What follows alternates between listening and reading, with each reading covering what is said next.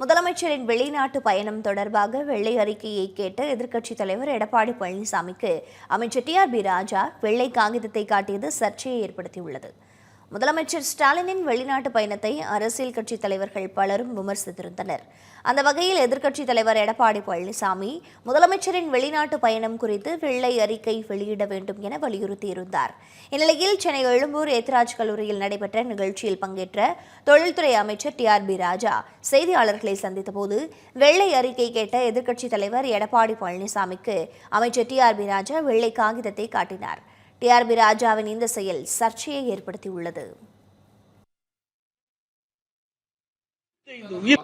அவர் எதிர்கட்சி தலைவர் கேட்கிறார், அவருக்கு புரியுற அளவுக்கு ஒரு ஸ்டேட்மெண்ட், ஒரு வெள்ளை அறிக்கை வச்சிருக்கேன். நான் எதிர்கட்சி தலைவருக்கு புரியுற ஒரு நல்ல வெள்ளை அறிக்கை இப்ப கொடுக்குறேன். இதுதான் அவருக்கு புரியும். இப்படி கொடுத்தாதான் புரியும் அவருக்கு. பரவாயில்லையா?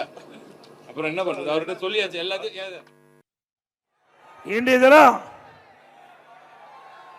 தொழில்துறை அமைச்சர் ஒரு அறிவிப்பை வெளியிட்டார்.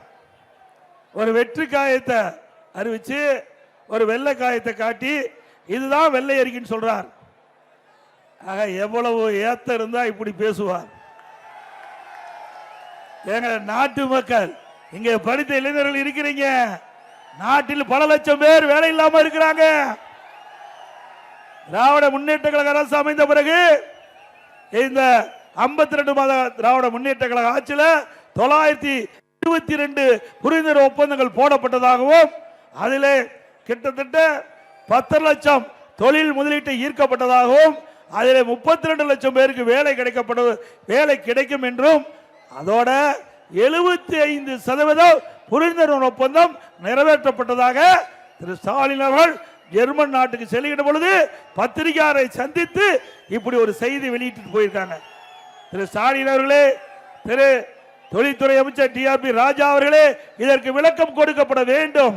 ஒரு முதலமைச்சர் இன்னைக்கு தொலைக்காட்சியிலே பேட்டி கொடுக்கின்ற பொழுது இந்த செய்தியை சொல்லிக்கிறார்.